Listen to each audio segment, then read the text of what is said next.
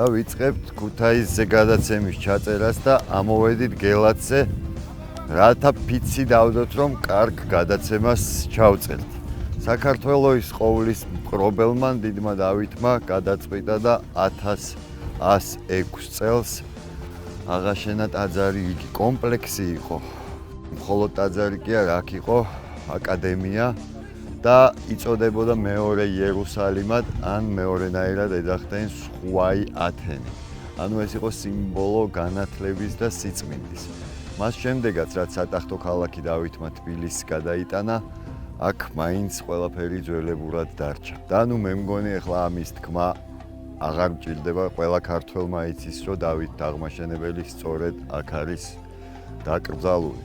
და საბედნიეროდ ეს ძეგლი შესულია იუნესკოს კულტურული მემკვიდრეობის დაცვის მსოფლიო სიაში და საბედნიეროდ იმიტომ ვთქვი, რომ კითხვის ნიშანი არ არის არც საცდელ სიაშია და არც რაიმე სხვა საფუძველი არსებობს, რომ ამოიღონ ეს ობიექტი ამ ნუსხიდან.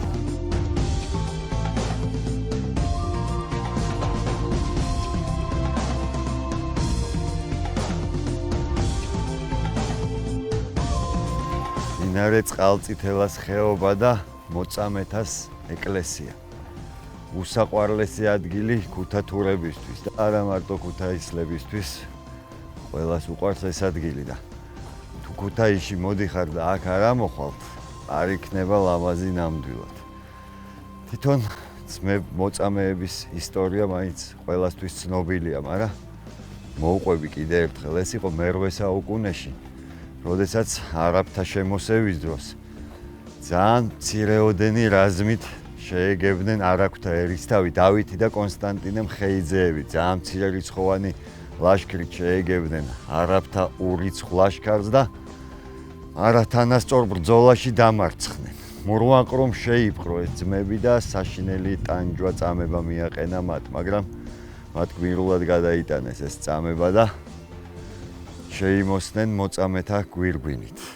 სწორედ მათ საპატივსაცემოდ ქვია ამ ადგილს მოწამეთა და აუბედითი კომუნისტური რეჟიმის დროდან ერთი ამბავი მახსენდება ცოტა ხმამაღალი ნათქვამია, ამოკითხული მაქვს რეზო ჭეიშვილის ერთ-ერთ წიგნში, როდესაც გვარიც კარგად მახსოვს, მაგრამ გვარს მაინც არ ვახსენებ, როდესაც ერთ-ერთმა კომუნისტმა აქ ამოთხრილი წმინდა ძვლებით ფეხბურთიც კი ითამაშა. აი ასეთი სევდიანი ამბებიც ახსოვს ამ ადგილას.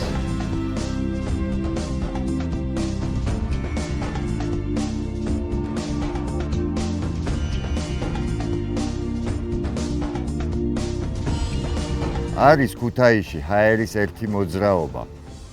არც ქარია ჯერ და აღარც ნიავია უკვე. გლიცერინის სუნი აქვს.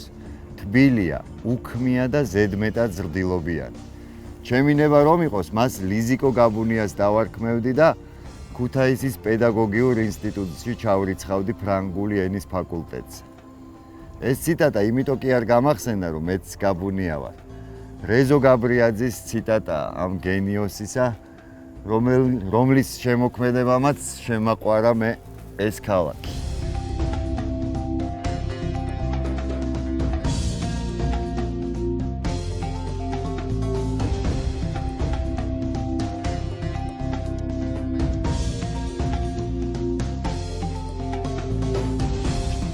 ოდეს განემტკიცა იატაკი, ქორონიკონი იყო 223.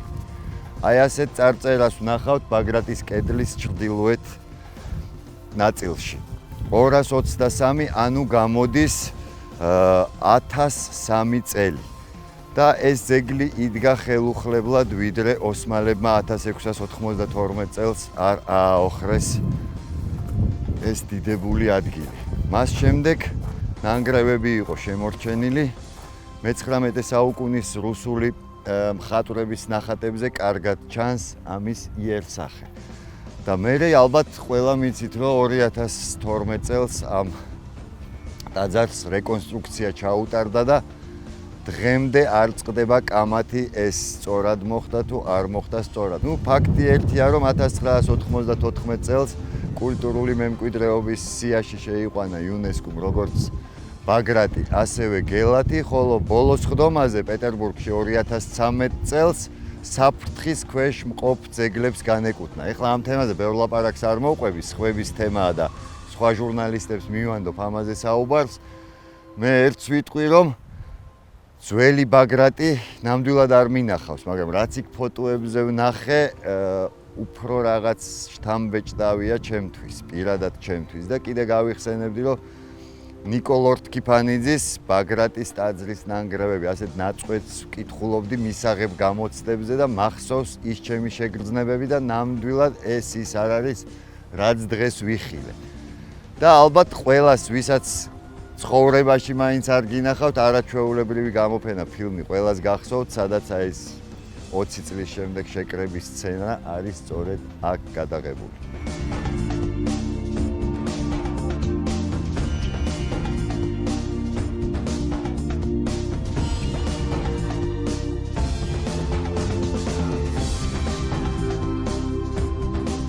არც საფიჩხიაზე დამილევია ღვინო და არც თეთრი ხიდიდან ვაპირებ გადმოხტობას.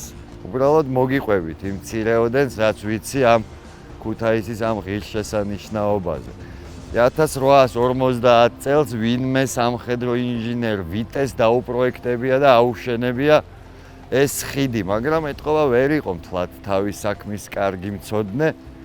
რამე თუ სულ 10 წელიწადში ჩაინგრა ეს ხიდი და 12 წელი მოანდომეს მის შეკეთებას, გააკეთეს ახალი პროექტი, რაღაც ნაწილები უცხოეთიდან შემოიტანეს და უკვე საბოლოო ვარიანტს უწოდეს თეთრი ხიდი, ალბათ იმის გამო, რომ ეს რიონის თეთრ ქვებს კარგად ეხამება და ამ ხიდის ამბები მოგეხსენებათ ყველას, განსაკუთრებით ქუთაისელებს. ეს ყოფილა საყვარელი ადგილი პაემნებისა, ქუთათურებისთვის, რამე თუ დინარის ერთ ნაპირას იყო ვაჟთა გიმნაზია, ხოლო მეორე ნაპირას ქალთა და აქ იყო შეხვედრის საყვარელი ადგილები. შეყვარებულებს რომ თავი გავანებოთ, ალბათ ყველას გახსოვთ არაჩვეულებრივი ფილმი, არაჩვეულებრივი გამოფენა და იქ არსებული სცენა და ეს ტრადიცია იყო მართლა ქუთათურებისთვის. ხედავთ? თავიც მივარტყი ქუთს. ხდა ეს ყოფილა ტრადიცია, ასეთი ლეგენდაც კი არსებობს, რომ კოტე მარჯანიშვილი მოსეირნობდა ამ ხიდზე და იქ დაუნახავს ის სარივით გაჭიმული ბიჭი, რომელიც ძალიან ლამაზად ხტებოდა. ეს იყო გიორგი შაუგულიძე.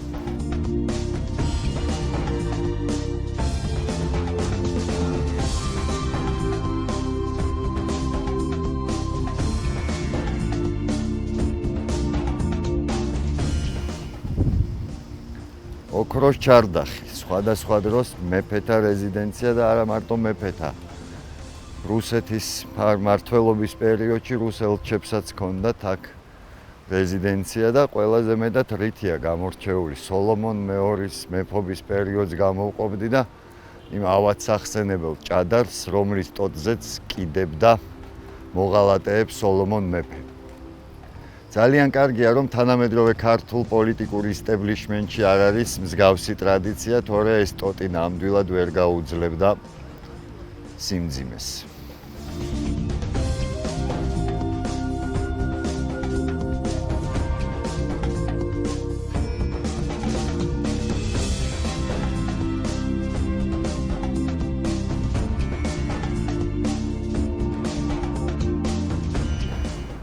ქუთაისის კლასიკური გიმნაზია 1878 წელს შეიქმნა.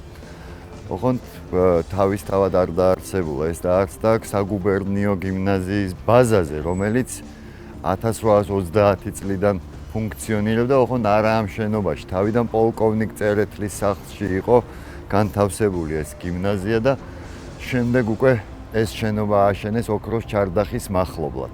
ეს სკოლა იმდენ გამოჩენილ ადამიანს აქვს ამ სკოლაში ნასწავლი, რომ ეხლა რომ ჩამოთვლა დავიწყო, ნამდვილად ვერ დავამთავრებდა. ამიტომ უმჯობესი იქნება, რომ ოპერატორებმა ანახონ სკოლის შესასვლელი, სადაც არის ჩამონათვალი ამ უმბერაზი ხალხის.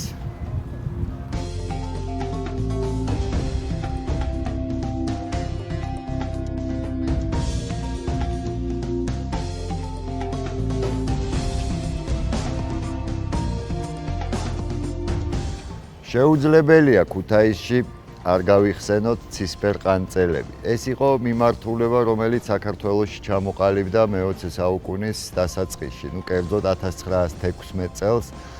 ამ მიმართულების, ასე ვთქვათ, ფუძემდებელი თუ რა უწოდოთ, იყო გრიგოლ რობაქიძე, რომელმაც შექმნა ეს ჯგუფი და გაერთიანდნენ იმ დროისთვის უნიჭიერესი ქართველი პოეტები ტიციან ტაბიძე, პაოლო იაშვილი, ვალერიან გაფრინდაშვილი, კოლაუ ნადირაძე. გალაქტიონიც ცოტა ხანი ასოცირდებოდა მათთან, მაგრამ შემდეგ გამოეყო. ისინი პრინციპში რაში გამოიხატებოდა ცისფერყანწელობა, ფრანგულ სიმბოლიზმს აღმერთებდნენ და დეკადენტურ ცხოვრებას მისდევდნენ, ასე ვთქვათ. და საბჭოთა წყობილების დამყარების შემდეგ მათი ადგილი აღარ დარჩა ქართულ სახელოვნებო სივრცეში და მალე ამ მოძრაობამ სამწუხაროდ დაკარგა აქტუალობა.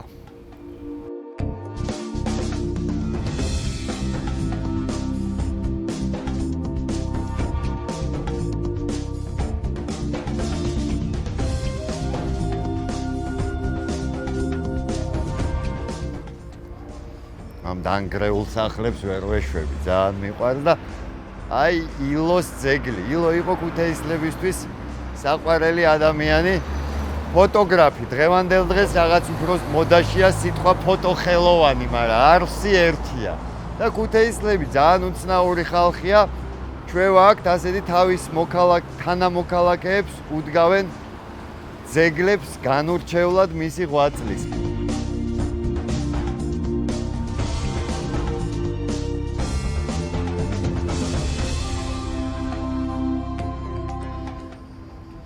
ძველბერძნული მითოლოგია და ისტორია ქუთაისს მიაკუთვნებს ეგრეთ წოდებულ მინოსის ხანას, ანუ ძველი წელთაღრიცხვით მე-17-მე-15 საუკუნე.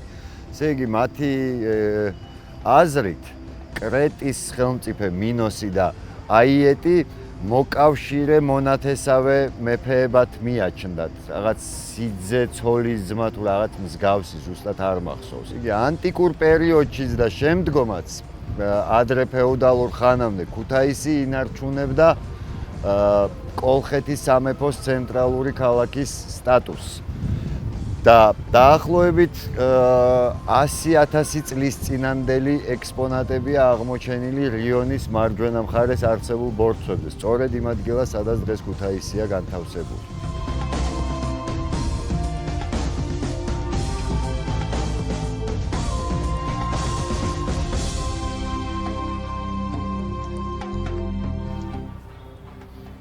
ქუთაისი თავის მუსიკალური ტრადიციებით გამორჩეული ქალაქია. არა მარტო მუსიკალური ტრადიციებით, ამ შემთხვევაში მუსიკალურ ტრადიციებზე გვექნება საუბარი. ხედავთ დები იშხნელების ძეგლს და გარდა დები იშხნელებისა, ხო მამო, ძალიან საინტერესო რაღაცა ხდება. ვერ ავხსენი რა მიზეზია ამისი. იმიტომ რომ როდესაც ჯაზის ბუმი იყო საქართველოში 60-70-იან წლებში, გპ-ის ჯაზი და აი მაგ პერიოდში ცნობილი იყვნენ ქუთაისელი მუსიკოსები. მაგას რო თავი დავანებოთ, ანდერგრაუნდი, ქართული როკი, მაგაშიც დიდი წვლილი მიუძღვით. აუთსაიდერი და რობი კუხიანიძე რო არ ვახსენოთ ქუთაისში, აბა ისე როგორ გამოვა და აი იქნებ ვინმე მითხრათ ან Facebook-ზე ჩვენ გვერდზე მოგწეროთ რა არის ამის მიზეზი, რომ აი ყოველთვის ასეთი ნოვაციების ავტორები იყვნენ. ყოველ შემთხვევაში მუსიკალურ სფეროში მაინც.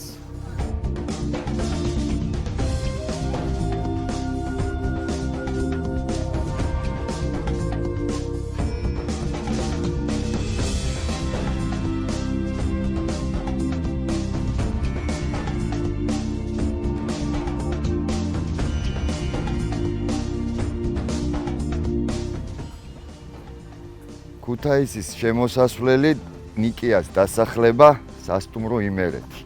ვისაც მოგბეზდათ ურბანული გარემო, აი შეგიძლიათ ამ პატარა ედემის ბაღში დატკბეთ.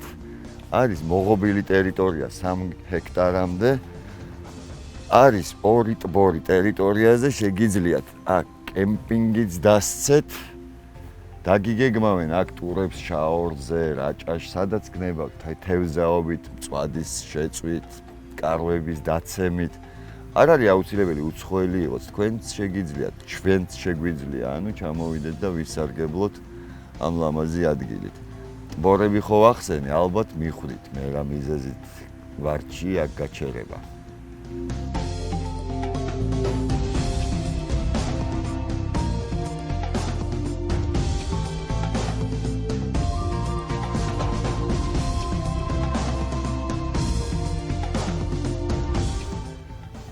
ახსენდება რეზო ჭეიშვილის ერთ-ერთი მოთხრობის პერსონაჟი. ასე ვთქვათ, რაღაც მიუნჰაუზენის ქუთაისელი პროტოტიპი. შალიკო ხვინგიაძე. შალიკო ხვინგიაძეს რო ეთქვა თავის დროზე ქუთაისში შუშის შენობა იდგება და შიგ მთავრობა იჯდებაო, დაიჯერებდა ვინმე სურო ჯიჯი ალფაიძე 7 ჯერ დამოწმებოდა.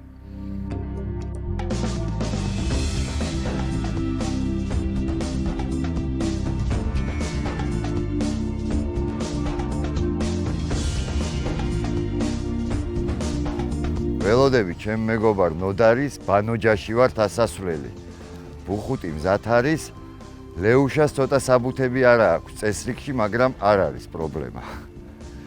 ცნობილი ქუთაისის ავტოზავოდი, ავტოქარხანა, მაგრამ უფრო ასე რუსულ სლენგად მოიხსენიებდნენ ხოლმე და რაღაცეები მახსოვს, უცნაური ხუმრობები იყო, რომ მარჯვნი უფრო კარგად უხვევს თუ პირიქით მარცხნივ უჭირს მოხვევა რაღაც მსგავსი და ნუ ისიც ბუნებრივია ხუმრობა იყო, რომ ზადნი არა აქვს აქ გამოშვებულ მანქანებს, როგორც ქუთაისელ კაი ბიჭებსო.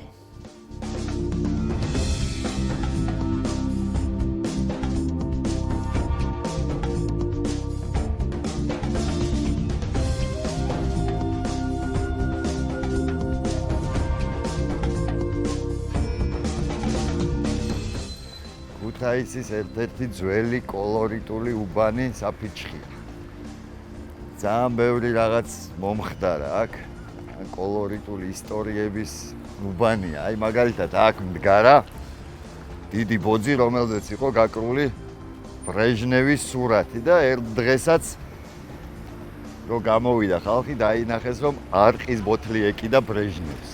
კიდე რა გავიხსენო, რა ვიცი, ვერ დავამთავრებ, ეხლა რო დავიწყო, იმდენი რაღაცეები მომიყვნენ, ის დამამახსოვრდა კიდე.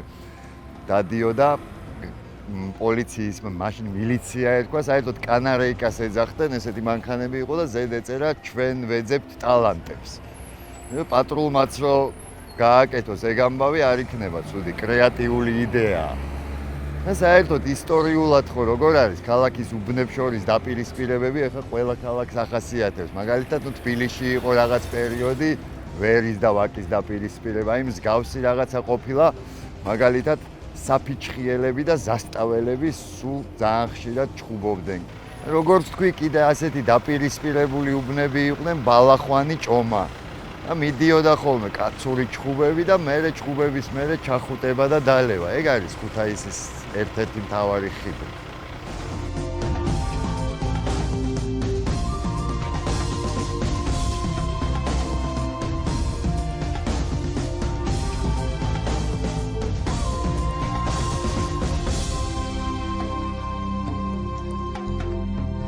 წითელი ხიდი, ოღონდ ეს ის წითელი ხიდი არ გეგონოთ, ეს ეიფელის ხიდია. ქუთაისლები უფრო ხშირად წითელ ხიდს უწოდებენ. ქალაქის განლაგება, დღევანდელი განლაგება, მე-3-მე-5 საუკუნეებში ეგრის ლაზიკის სამეფოს დროს ჩამოყალიბდა. არქიელის მთაზე გაშენდა ციტადელი, შემდეგ შიდა ქალაქი და მერე რიონის მარცხენა სანაპიროზე უკვე ქვედა ქალაქი, რომელიც გალავნით იყო შემოსაზღვრული.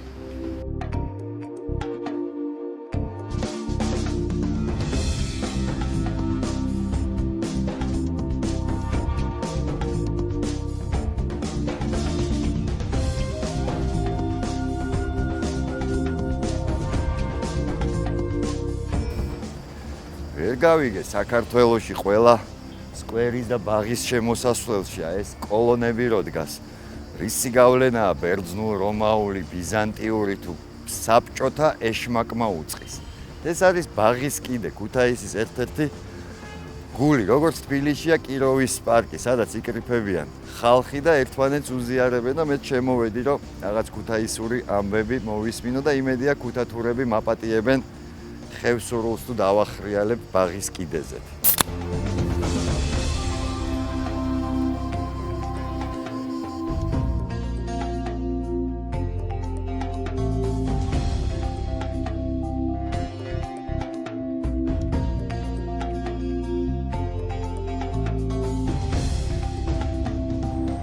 ქუთაისის ლადო ალექსი მესხიშვილის სახელობის სახელმწიფო დრამატული თეატრი.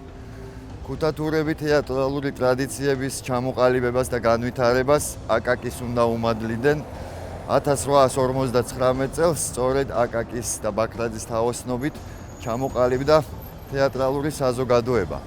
შემდეგ უკვე მოგვიანებით 1880 წელს სტაბილური სახე მიიღო ამან, მაგრამ სახსრების უქონლობის გამო სამწუხაროდ სტაბილურად ვერ იმუშავეს. 85 წელსში უკვე ლადო ალექსი მესხიშვილი ჩაუდგა ამ თეატრს სათავეში და სწორედ ამ პერიოდიდან იწყება აღმავლობა ამ თეატრის და ზენიტს მიაღწია უკვე მე-20 საუკუნის დასაწყისში, როცა 1928 წელს კოტე მარჯანიშვილი დგავდა აქ თავის ცნობილ წარმოდგენებს, გამოვყოფდი ურიელ აკოსტას და ჰოპლა ჩვენ ცოცხლობ. და საინტერესოა დღეს რა ხდება ამ თეატრის ცხოვრებაში, იმედია პეიჯი ექნებათ და ამაში დამეხმარებათ ჩემი ერთგული Huawei-ის მობილური, რომ ნახო რა ხდება დღეს მათ პეიჯზე.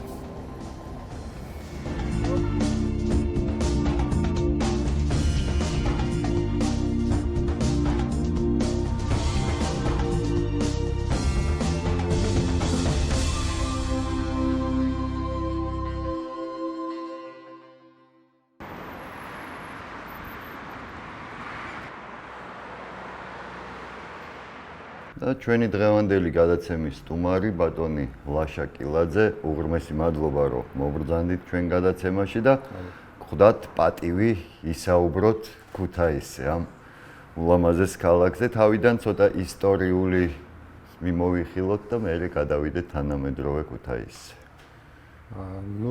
სხვადასხვა მონაცემი არსებობს იმის თაობაზე თუ სად ხდება პირველად ქუთაისის ისტორიული წყაროში. ყოველ შემთხვევაში არსებობს ასეთი თეორია, რომ ეს პირველ ჰეროდოტეში რომებში ხდება. დიახ. აი დასახლება იმ ადგილზე, სადაც ამჟამად არის ქუთაისი. ცნობილი პერსევერაციები ჰაიეტის და აიას თაობაზე ამას აღარ შევეხებით, უბრალოდ ლაპარაკია დოკუმენტურად დადასტურებულ საკითხზე. რაც შეეხება ისტორიულად ძირითადი დასახლებული უბნები ეს იყო უქიმერიონის გორა, ძირითადად ხალხი ცხოვრობდა, აი გორა სადაც დგას ბაგრატის ტაძარი და არქაელის გორა, სადაც ეძახიან. არქაელის გორა, უქიმერიონის გორა, ეს გაბაშვილის ერთი რამეა. და აი ბირთვი დასახლებული უბნისა გახდა. იქ იყო ციტადელი და მაგის გარშემო მოხდა და მე როგორც ხდება ციხეების ქალაქებად ქცევის სიტუაცია. საკმაოდ დიდი ხნის განმავლობაში ქალაქი რანაირად თქვა, არ ვითარდებოდა თქო ვერ ვიტყვი, მაგრამ უბრალოდ აი თავის ფუნქციის ზებნაში იყო ესე ვთქვა. ძალიან მნიშვნელოვანი იყო ამ მხრივ აი ეს ისტორიული პერიოდი საქართველოს ისტორიაში, როცა რეალურად სატახტო ქალაქი იყო ქუთაისი, ძალიან მნიშვნელოვანი იყო ამ მხრივ და რაღაც დიდი ხნის განმავლობაში მე იგივე ფუნქციას ასრულებდა ოღონდ იმერეთისთვის. აი იმერეთის დიდი და პატარა მეფეები შედარებით რა თქმა უნდა თავის პოლიტიკურ საქმიანობისთვის და საქმიანობას ახორციელებდნენ რეალურად ქუთაისის ფარგლებში, თუმცა ჰქონდათ იქ საზაფხულო რეზიდენცია ვარციხეში და აქეთ და იქეთ, მაგრამ ძირითადად ეს რა თქმა უნდა ხდებოდა ქუთაისში. განსაკუთრებული როლი და ფუნქცია ქუთაისმა შეიძინა უკვე მას შემდეგ რაც რუსეთის იმპერიის ნაწილი გახდა, მოგეხსენებათ, რომ საქართველოს იყოფოდა თბილისის და ქუთაისის გუბერნიებად და სწორედ ამ პერიოდს უკავშირდება უკვე ქუთაისის ზრდა, როგორც მოსახლეობის მხრივ, ასევე პოლიტიკურ-ეკონომიკური კუთხითაც. იქ იჯდა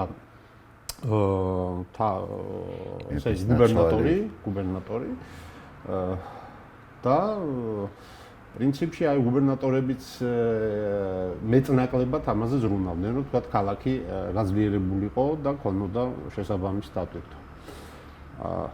ნუ მე მოგეხსენებათ კომუნისტების ეპოქაში მოხდა ინდუსტრიალიზაცია ქალაქის ავტოქარხანა, რომელიც სხვადასხვა ცნობილი ავტოქარხანა სხვადასხვა მონაცემებით აი გერმანიიდან ჩამოიტანეს მეორე მსოფლიო ომის შემდეგ და გაჩნდა ძალიან დიდი უბანი იგივე სახელით ავტოქარხანა. ეს საკმაოდ ძლიერი ქარხანა იყო თავის დროზე, სხვათა შორის ზავოდს რო ეძახიან ეგ უბანია. ეგ არის კი ბატონო, ყველაზე დიდი უბანია რაოდენობრივად მოსახლეობის მხრივ და მთელი ეს ხალხი ძირითადად დაკავშირებული იყო ამ ქარხნის საქმიანობასთან. თუმცა იყო ძალიან ბევრი ქარხანა, ზავოდს მოგეხსენებათ ავტომობილებს უშვებდა და ქონდა მას მეცახელი შინმოუსვლელის ეძახდნენ, არ იყო მაინც და მაინც მაღალი ხარისხის, ესე რომ ვთქვათ.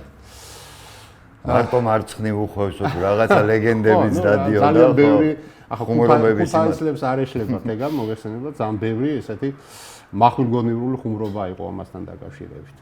ნუ ინდუსტრიალიზაცია და ასე შემდეგ. სხვათა შორის ქუთაისში არის ნამყოფი ალექსანდრე დიუმა მამა, რომელიც იხსენიებს ქუთაისს, ახლა ვერ გეტყვით რომ დიდად ავტოვანებული დარჩა, ამბობს რომ ბაზარში გავიარეო და ეს დიდი ვერაფერი შვილიო, მაინც და მაინცო.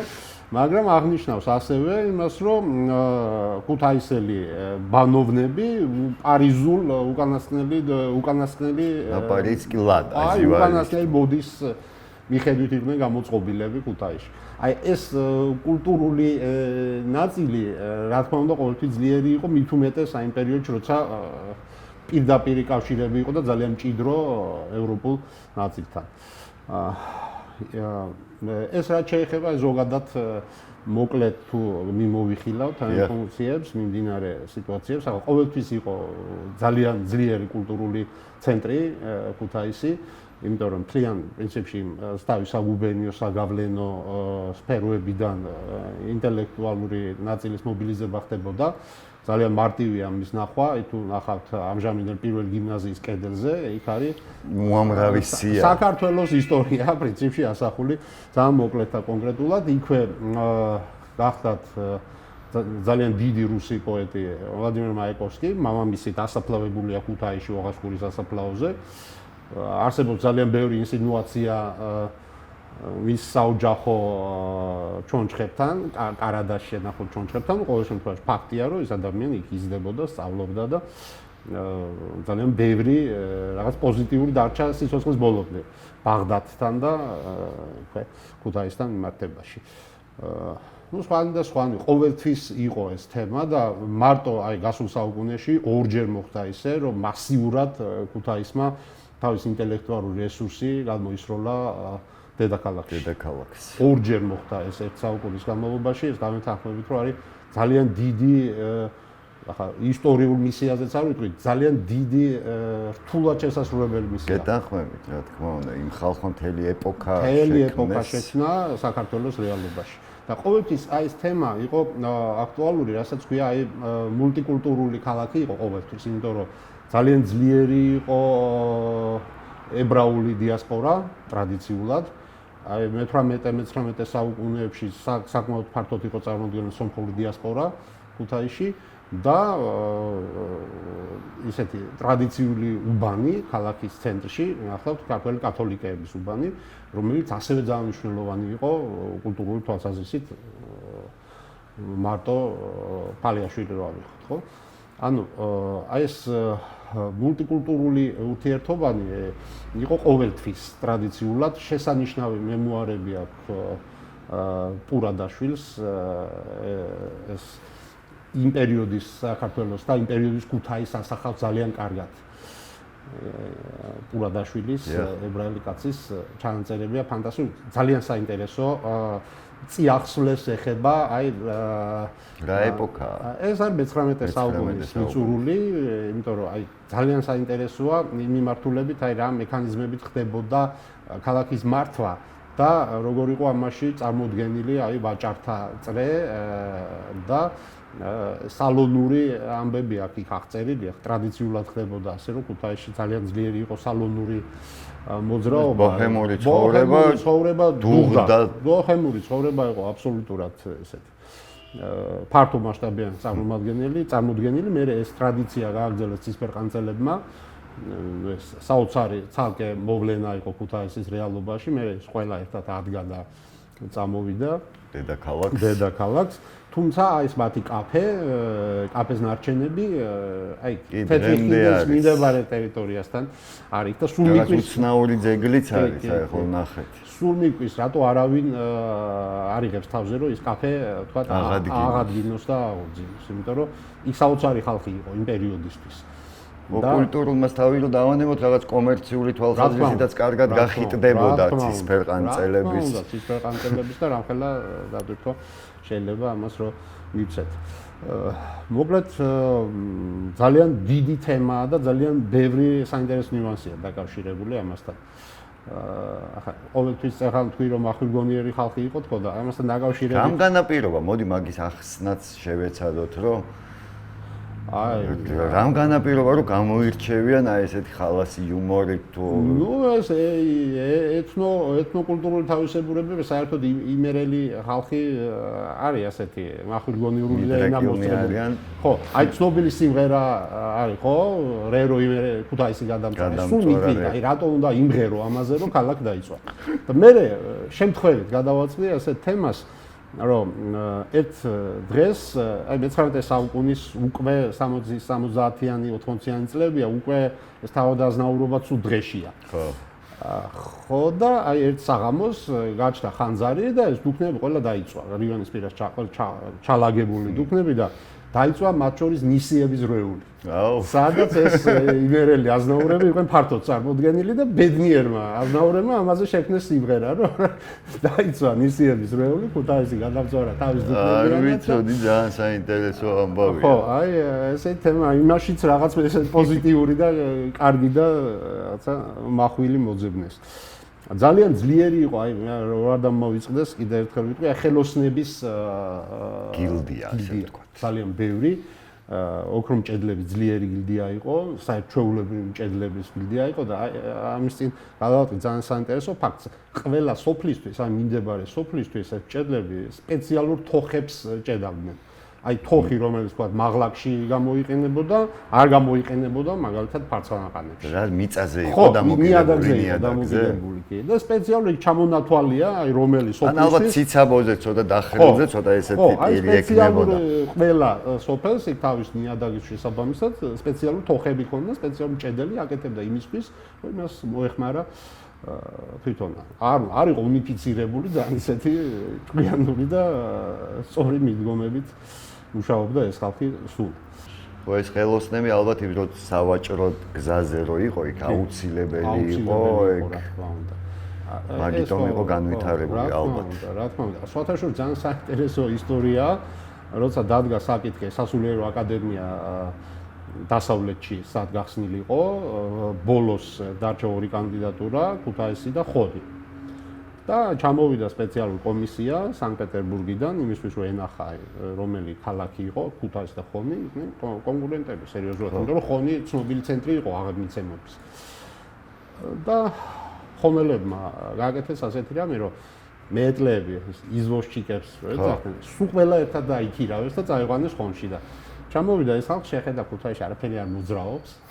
ჩავიდა მე ხონში ნახეს როგორ დატვირთული დარბიან და აქ იყოსო და დააკეთეს აჯობეს ხონელებმა ჭკუაში. ხონელებმა ქუთაისელებს ჭკუაში. ანუ არის ძალიან ბევრი ამგვარი ესეც საინტერესო თემა, რომელიც ვფიქრობ, რომ ძალიან საყურადღებოა, ნიშანდობლივია. ძალიან. ეხლა გადავიღეთ ჩვენ რა მომეწონა ეს ქალაქი თავის გმირებს აფასებს და თავის გმირებს უფრთხილდება. აი ვიღაც უცნობი ფოტოგრაფის ძეგლი რო არის იქ მეობას ძეგლი და ანუ აი თავის კოლორიტებს ძალიან უფრთხილდება და ხო ეს თბილისისგან განსხვავებით. საოცარი კაცი იყო ილო ფოტოგრაფი, ეს იყო ებრაელი ქუთაისელი, ეს სულით ხორცამდე, აი ჩამოყალიბებული პროფესიონალი და ძალიან კაი ადამიანი, იმიტომ რომ მე თვითონ მქონია მასთან შეხება და ესე იგი არ იყო ის კომერციული ინტერესით ადამიანი ძალიან ხშირად უფასოდ აკეთებდა თავის საქმეს და მართლა საოცარი ადამიანი იყო, არა ვთქვათ რაღაც სხვადასხვა უბრალოდ ურთიერთობის ძალიან კარგი ფორმა ჰქონდა შერჩეული და ძალიან ბევრ ხალხს უყვარდა და აი ძეგლის სხვათა შორის არის ძალიან კაი გამოხატულება. ზუსტად თუ დააგვირდებით, ჯიბეში არყის ბოთლი უნდა. არყის ბოთლი უნდა. ხო, ჯიბეში არყის ბოთლი. ამბობენ, რომ აი რომელ ფოტოაპარატზეც პირველი ფოტო გადაიღო, ბოლომდე მერე ის ფოტოაპარატი ქონდა, იმაზე მუშაობდა. ხო, ნუ ეს რანაირად ვთქვათ, ეს იყო ხალხი, რომელიც არა ვთქვათ თავის საქმიანობით პედაგოგები არ იყვნენ არც ერთი, ხო? მაგრამ თავისი მოქცევით კოლორიტები იყვნენ. აი ქმნიდნენ თავის გარშემო იმ ეპოქას და სულობას. ურთიერთობის მომენტები იყო თავიდან ბოლომდე. ლეგენდებად დადის ახლა იგივე მეობას მიერ ჩადენილი ბინარო აჩუქა და ხო, ნუ ეს თალკე თემა. და სასიამოვნოა რომ ეს არ იკარგება. რა თქმა უნდა. ეს არის ძალიან კარგი საქმე, ეს არის ძალიან კარგი თემა, იმდენად რამდენადაც ახლა საჭიროა, ეს არის ნაწილობრივ მითები, რომელზეც ადამიანის ღირებულებები ყალიბდება, რა თქმა უნდა, რა თქმა უნდა. მოგზაურობას რა ადგილი უჭირავს თქვენ ცხოვრებაში? გიყვართ, არ არსებობს უარ გიყვარდეთ? მიყვარს. ეჭვი მაქვს ეგეც. მიყვარს მოგზაურობა ძალიან. და რა ვიცი, როცა მაქვს შესაძლებლობა ვცდილობ რომ ვიმოგზაურო. გავიხსენოთ თავიდან მივყვეთ, აი ბავშვობის წლებში სად დადიოდით ხოლმე და ბავშვობის წლებში ხშირად დავდიოდი ხოლმე მოსკოვში.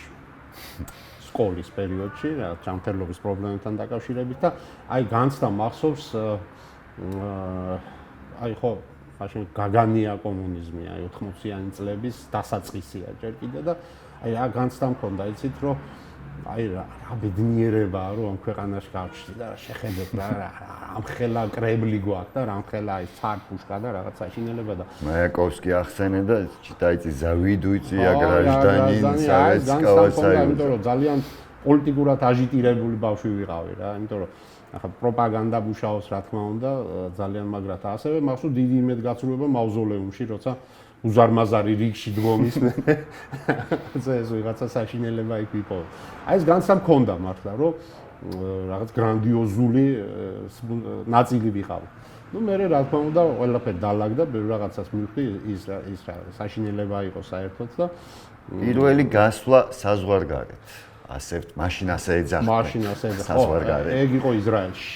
ისრაელში იყო და იერუსალიმის შტაბ-ჭრილებები აი არ ვიცი გამიჭირდება რომ ესე გამოცე უბრალოდ აი ის განცდა მქონდა რომ იერუსალიმში სიარულის დროს აი თორსა ღმერთი დაყვება შენთან არის საოცარი განცდა მე ვფიქრობ რომ იერუსალიმი აუცილებლად ვისაც შესაძლებლობა აქვს უნდა ნახოს იმიტომ რომ იქ არის გადაჯაჭვული სამი უდიდესი რელიგია და აი ამ რელიგიის განცდა გაქვს ფიზიკური დადიხარ თქვათ იმ გზაზე, რომელიც იესონ გაიარა, მიდიხარ და ხედავ, რომ ის სვეტი, სადაც გოთფრუა ბულიონელმა, როცა გაანთავისუფლა იერუსალიმი სელჯუკებისგან, იმ სვეტთან მთელი ღამე ლოცვაში და ტირილში გაატარა, დგას ის სვეტი ისე. ადიხარ და აბრა არის სახელმწე, რომ ამ სახლის ბანზეც მინდა პეტრეს ესიზმრა. საოცრება, აი განცდა გაქვს, რომ აი რაღაცა ყველაფერს ხელით ეხები. და რა თქმა უნდა დიდი იმედგაცრუება რომ საქართველო არის ძალიან წარმოდგენილი აი ჩვენი ისტორიული ნაწილები ჩვენი მავანთა ისტორიულ მავანთა რაღაც ესეთი აგდებული დამოკიდებულებით ჩვენი აღარ არის ამ დროს ისტორიას ახსოვს როცა ცხენით მხოლოდ ქართველები შედიოდნენ და ეს ისტორიული ფაქტია რეალურად ისტორიული ფაქტია რეალურად და ნაკვალები ბევრია იქ ქართულ ევროპაში გასვლა თქვენი პირველი შოდის ევროპაში ზუსტად არ მინდა რომ შემეშალოს მე მგონი ეგ იყო ჩეხეთში 90-იანებია თუ და პერიოდი 90-იან არა 2000-იანებია 2000-იანის დასაწყისია და აი რა თქმა უნდა ეს კულტურული ღირებულებები იყო როცა უკვე ეხები ამას, არის ძალიან საინტერესო და ძალიან უცნაური და იოლად ვითვისებთ, აი აქედან ვასკვნი, რომ ჩვენ ქართველები ეთნო კულტურულად ევროპის ნაწილი ვართ, იმიტომ რომ ძალიან იოლად ვითვისებთ ამას ყველაფერს წესს და რიგს იმ სიტუაციაში. ითაურ წესრიგს. ითაურ წესრიგს. აი ძალიან მიყვარს და განსაკუთრებით ახლოა ჩემთვის დიდი ბრიტანეთი,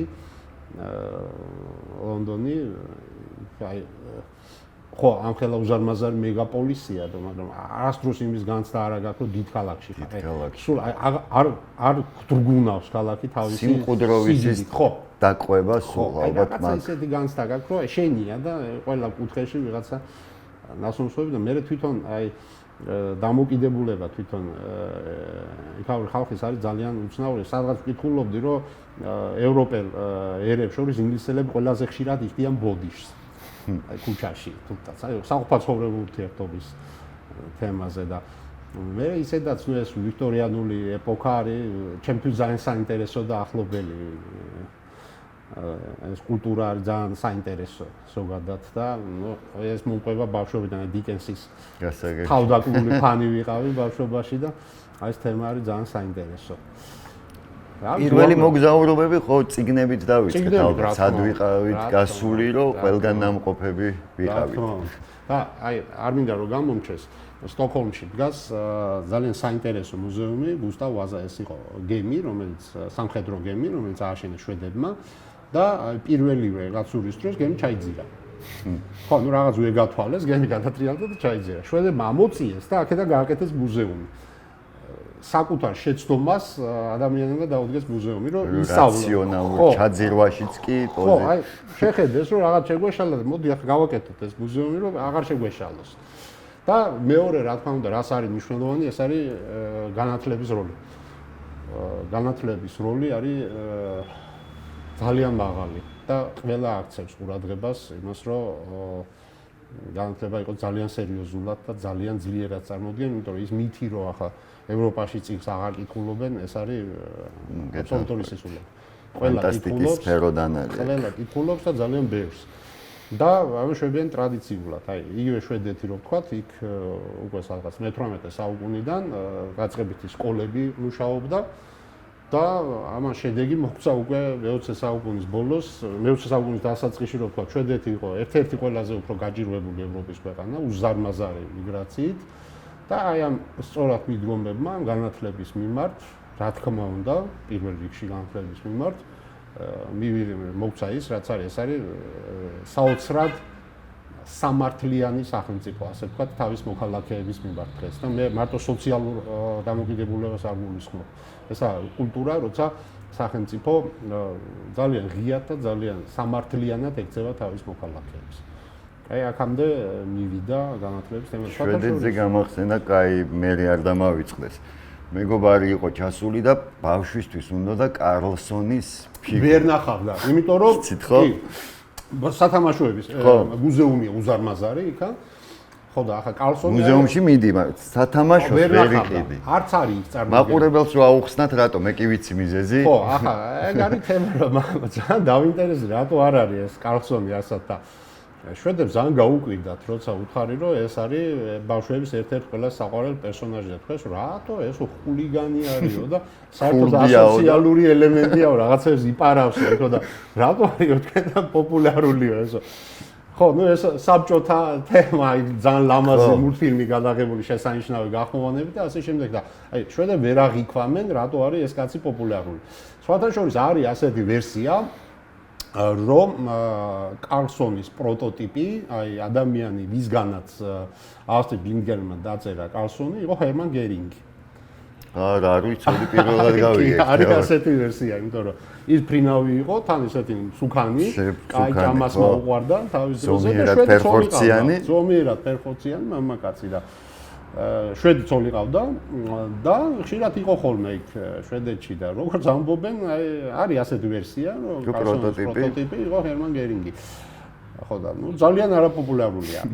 მინდა გითხრათ, ასევე შედარებით ნაკლებ არაპოპულარულია, მაგრამ ახლა ვერ გეტყვით, რომ ის პოპულარულია პეპი გრძელი წინდა, ასევე ისიც ასოციალური, ისიც რაღაცა ისეთი ვერ არის, თლად ისეთი, რომ უნდა იყოს. ხო და მოკლედ ასეთ ძალიან ჩემდა გასაკვირად, აი ვერაფრით ვერ აღმოვაჩინე, კალსონი იყო. იმიტომ რომ კალსონი არის აი ტიპიური საბჭოთა მოთაღლითო რაღაცა, ელემენტი, ხო, რაღაცებს არ შვება თლად. კარგ საქციელებს კანონმორჩილი შვედის გადასახედიდან და კანონმორჩილება იქ არის რელიგიის დონეზე, რა თქმა უნდა, შესაბამისად აი კალსონიც მოხდა ამ ცუდ ამბავში. უღრმესი მადლობა, ძალიან საინტერესო საუბარი გამოგვივიდა. დიდი მადლობა. სიამოვნებით დაგპატიჟებთ კიდევ. დიდი მადლობა.